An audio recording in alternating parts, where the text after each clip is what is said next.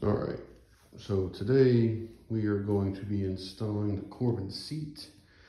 That is the stock one that I originally had. Then I did go to the comfort seat, but now my wife has that since I'm getting the Corbin. So once you remove it, that's what it's going to look like on the bottom. So we're going to have to mount the bracket underneath the seat in the front here, right below it. Literally not even like half my finger length in here. There's that mounting bracket hole right there that the bracket's going to go in. I'll show you in a little bit. And then you're going to have to remove this screw, I think. I have to read the directions again, but I believe it's that screw. But we'll double check that here in a little bit.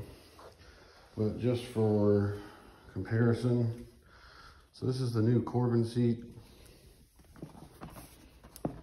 This is the stock seat, and it's right on line with edge to edge.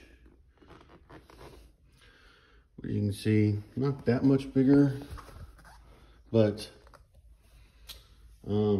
definitely a lot taller. So, all right, we'll update step by step.